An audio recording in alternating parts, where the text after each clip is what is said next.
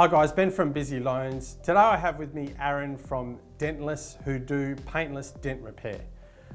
Just a personal quick story. I recently had my Holden, Colorado, had a few dents in the doors and that sort of thing. I was selling the car.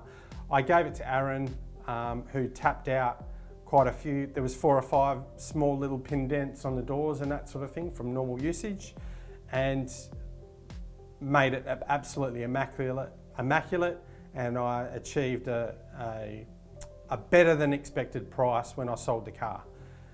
So what Aaron's going to share with us today is 3 tips for people that have a minor accident in their car. Hi everyone. So a couple of tips there for if you have any kind of minor damage or incidents, such as say something falls from your garage and hits your car, you might get a shopping trolley dent, or you might even get a minor fender bender. You don't always have to go to a panel shop to get these type of repairs done. At Dentless, we can sometimes save your insurance excess by repairing it in-house and saving you money.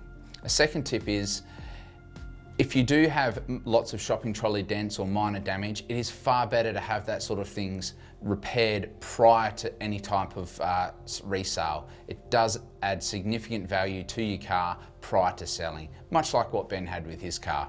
And the third one is, guys, trying to repair these sorts of things is a bit of a myth by doing it by yourself. Suction cups, hammers, hot water, these things don't work and can quite often add more expense to the repair by making it more significant. And you can also make significant damage to your car that's irreversible. Thanks for that, Aaron. Hopefully you got some value out of that.